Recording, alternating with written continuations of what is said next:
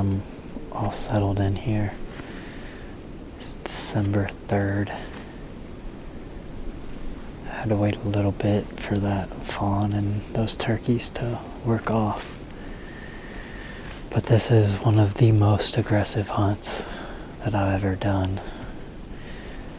Coming back here into this corner where I've seen most of the bucks come out, especially this close to gun season, I'm taking a big risk and potentially, messing some of these deer up and running them out of here to get killed during the gun seasons in a few days.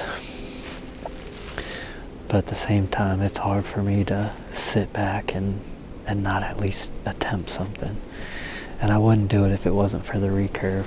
A compound I can afford to sit back and eventually something will walk, within 40 yards. But recurve's just a different beast, and I just wanted to try it one time. It had, good conditions, I guess, for doing it. It's super windy. The temperature is absolutely plummeting this afternoon. By dark, the wind chill is going to be in the negatives. So that's challenge number one, is just hanging in here and staying warm enough to get through it. I was excited to try the heated vest out tonight. Got the battery all charged up and left it in the truck, so it's not going to do me any good, unfortunately. But I got set up in this little cedar tree. The platform is less than 2 feet off the ground. I'm just barely off the ground. A lot of these deer will be eye level, and I broke a number of rules just getting in here. I went back and forth on the best way because a lot of the deer come out back here, wind's blowing this way.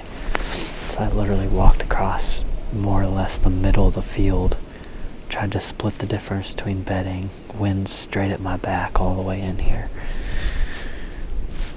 But I thought it was the best option. I don't run into as many issues with ground scent when there's snow on the ground.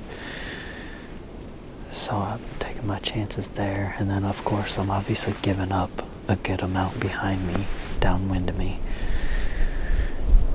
And so just all a matter of where the deer come from.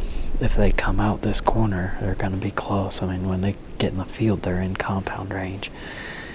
And I've seen deer pretty much up against this cedar tree, from the other end of the field. So things could definitely get interesting. It's another fine line between just an absolute epic hunt and an absolute epic disaster if I spook all these deer. But at least I'm out here. So I'm gonna sit back, try to stay warm, and hope for the best.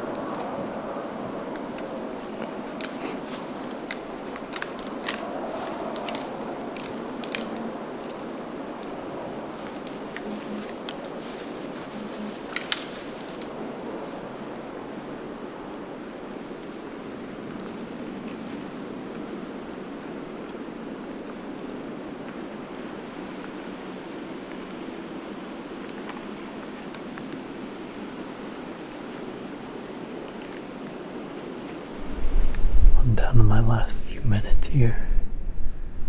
Most of the deer have worked off to the other side. Just a few bucks left over here. What an incredible night though. I am halfway frozen to death, but it's so exciting being that close to deer, basically eye level. Well, as soon as I finished up that interview, I looked across the field and saw what I believe is the oldest buck on the farm. He's definitely not the biggest, but he's one I'd love to catch up with just because I know he's mature, and these other ones I'm kind of on the fence on. But he was at the far end of the field, right at dark, and then I had a bunch of deer come out right by me too, so I got stuck in the stand for a while that night. But man, what an exciting hunt. I can't explain how fun it is to be that close to deer the entire night. You just feel like you can't blink, otherwise you're going to clear the field. You just the deer right there. There's so many deer within 15 yards the entire evening. And I show you a time lapse of it from the second angle. Keep in mind that wide angle makes these deer look like they're further away, but I was just covered up and nothing spooked. I'm sure I spooked something downwind back in the cover somewhere. But as far as the deer in front of me that I was hunting, nothing ever looked at me, nothing ever spooked. And to get away with that, being that close to the deer, only a couple feet off the ground, was incredible. Like I say, you just felt like you could not move the entire night. Just trying to get away with that was awesome. And then, having that good deer come out and just hang out, obviously well within compound range, but he's a deer. I've gone back and forth, and I've encountered him a bunch now, but he's a deer I think I want to pass completely, even with the recurve. I just think he's a 4-year-old, and if I have the right deer from my postseason pictures last year, he made an incredible jump from 3 to 4, and I just, even though I haven't killed a buck with my recurve, he's one that I think I want to let go completely and target some of these other ones. So, but really cool. I started calling that buck Thorn. Awesome deer. I've seen him a bunch now. Just cool to watch a deer of that caliber up close. Moving forward, the very following night I had opposite wind, so I hunted the far end of the field where I saw that old buck come out. And he came out again, walked by me at 10 yards by himself. The perfect situation, other than the fact that, I was like 6 feet off the ground. And I just don't have a way with filming to stop these deer. So I just filmed him, and I didn't even try to stop him. There just was no chance of me stopping him, let go of the camera, grab the recurve, all that type. It just was impossible to get away with. And that's, ultimately what I'm coming to realize is hunting with the recurve is one thing. There's enough challenge in that in and of itself.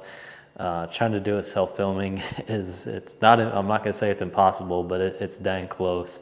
Especially this time of year. I think it's more of an earlier half of the season type of game, at least if you want to have a realistic chance. This late season stuff with the filming is super hard. So that was my final hunt before the gun season break. So I'm out of the woods now for a little while until I can take the bow back here in a couple weeks.